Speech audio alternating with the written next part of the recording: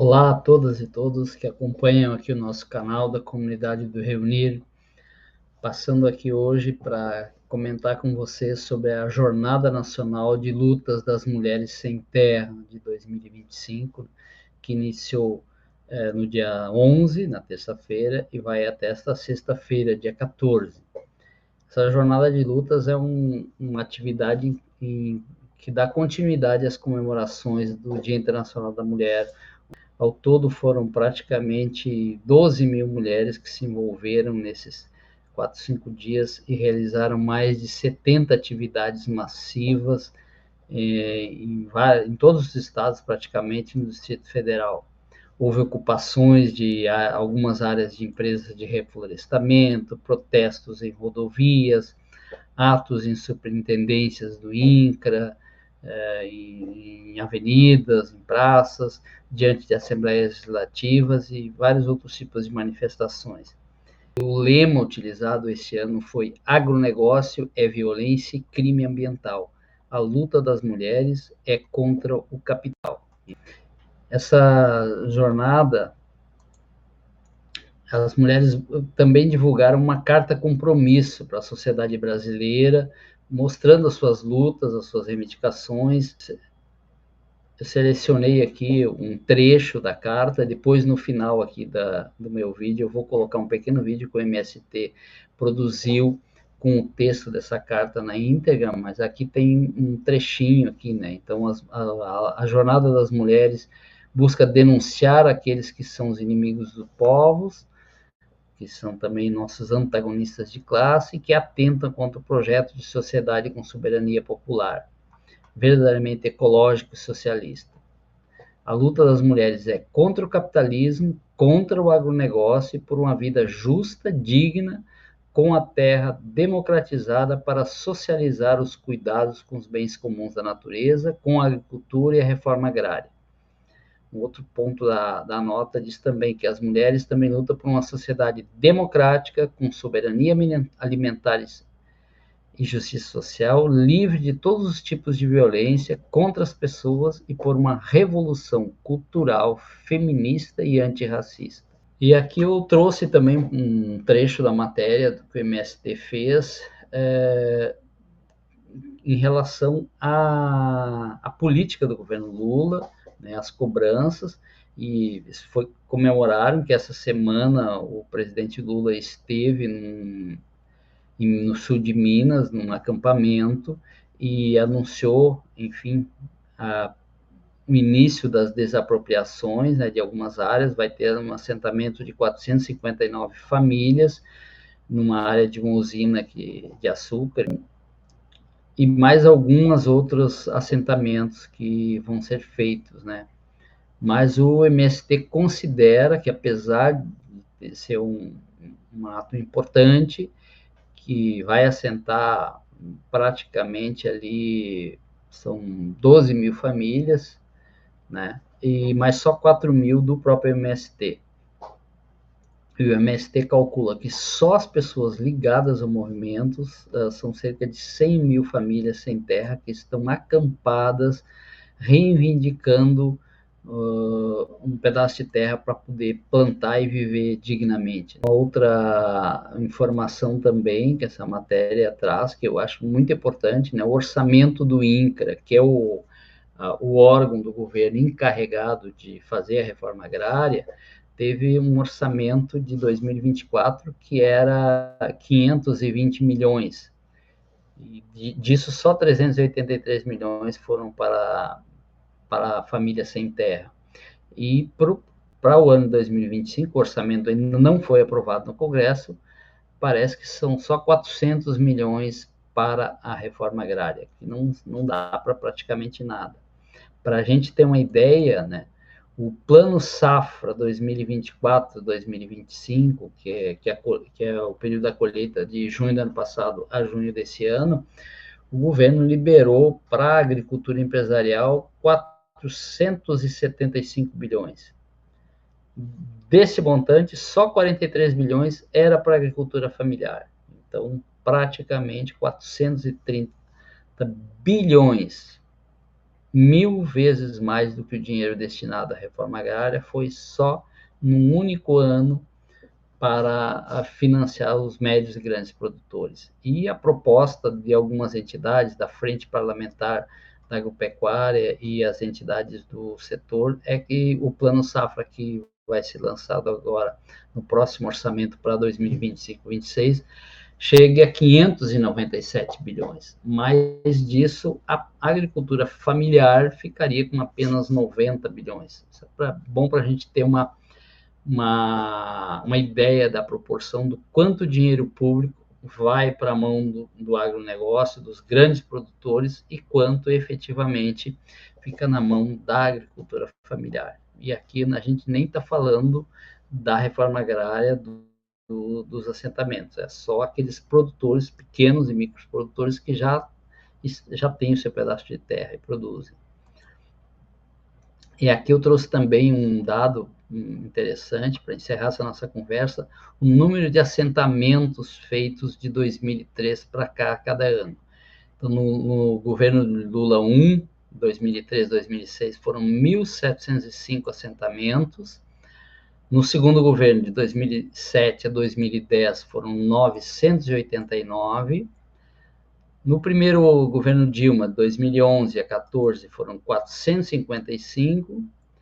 Naqueles 2 anos, 2015 e 2016, do segundo governo, período do impeachment, caiu para 70.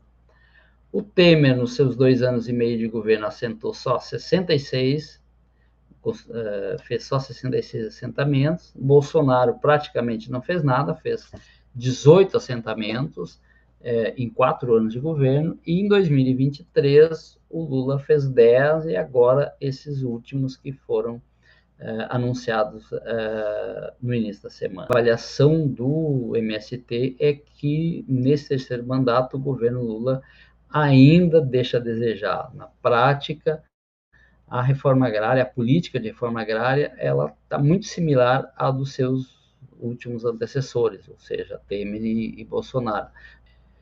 E uma reforma agrária mais consistente e estruturante seria uma das principais saídas para que caia o preço dos alimentos, que não fiquem mais tão dependentes da especulação no mercado. Agora eu vou deixar para vocês, na continuidade, o vídeo que o MST produziu com essa carta compromisso das mulheres sem terra para a sociedade brasileira, onde elas falam das suas demandas, das suas reivindicações e das suas causas, por que elas lutam contra o capital e por uma reforma agrária popular. Eu me despeço de vocês e deixo o vídeo aqui para a gente ouvir até o final. E peço que quem gostar desse vídeo, especialmente da parte agora do vídeo do MST, da Carta Compromisso, curta aqui no nosso canal, distribua o link para outros amigos e conhecidos, para a gente também divulgar um pouco mais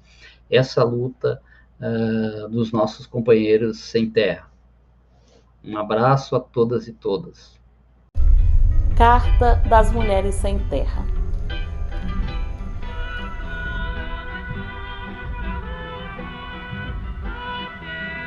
Vivemos numa sociedade desigual sob muitos aspectos. A nós sempre foi relegada a tarefa do cuidado como parte de uma dominação sexual que surgiu com o patriarcado. Não importa o quanto trabalhamos em casa ou no lote. Quanto vendemos nossa força de trabalho para garantir sustento. Quase sempre somos nós que, ao final do dia, somos obrigados a fazer a organização do trabalho doméstico, garantir os cuidados com os filhos, com os idosos e com os enfermos. Quantas meninas e mulheres adultas abrem mão de seus sonhos e cedem suas vidas para seguir cuidando de todos. Queremos construir relações onde o cuidado seja uma tarefa partilhada. Por outro lado, nossos corpos e nossas vidas seguem vulneráveis ao risco da violência sexual, física, psicológica, política, pela reprodução de uma cultura que nos considera como propriedade dos homens. Sejam pais, companheiros, irmãos ou patrões.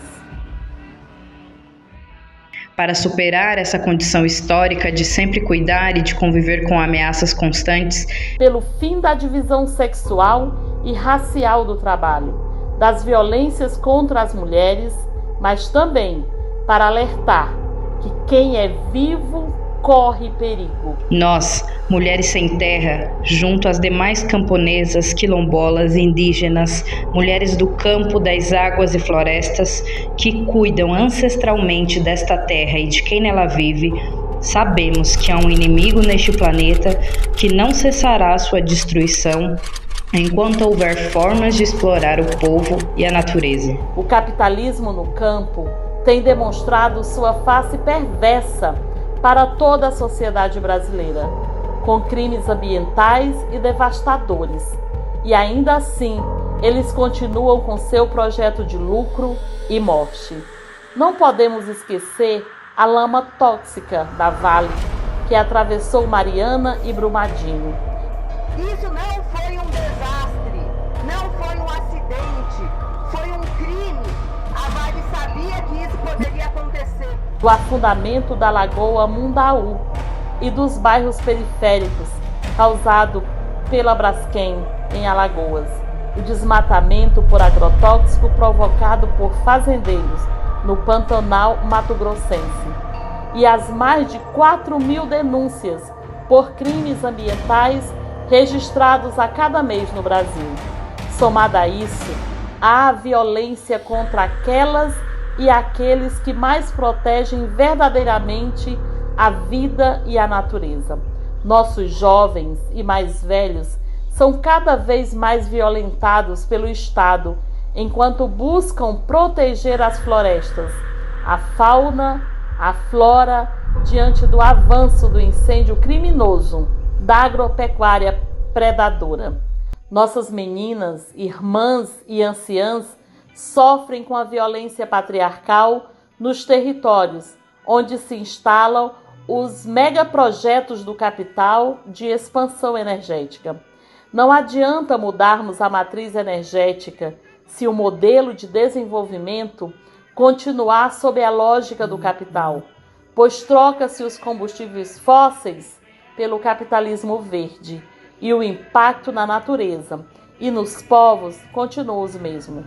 Não acreditamos nas falsas soluções de uma sustentabilidade escrita pelo agronegócio, pela especulação imobiliária e pelos setores mineros energéticos, pois são estes os agentes da violência e da crise ambiental que assola a humanidade. Por isso, a Jornada das Mulheres Sem Terra deste ano tem como objetivo denunciar aqueles que historicamente são inimigos dos povos, nossos antagonistas de classes, que atentam contra um projeto de sociedade com soberania popular, verdadeiramente ecológico e socialista. A luta das mulheres é contra o capitalismo, contra o agronegócio e por uma vida justa, digna, com a terra democratizada para socializar os cuidados com os bens comuns da natureza, com a agricultura e a reforma agrária popular.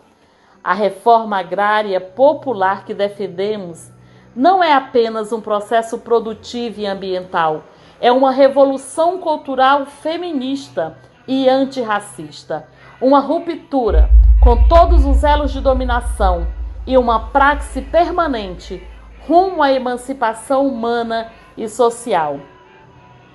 Abrindo o calendário anual de lutas do MST, a jornada do 8 de março, colorida pelos lenços de chita, simboliza a ousadia, a rebeldia e a combatividade das mulheres sem terra.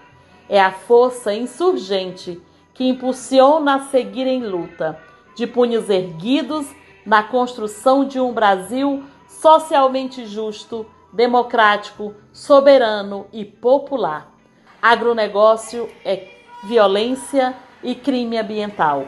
A luta das mulheres é contra o capital.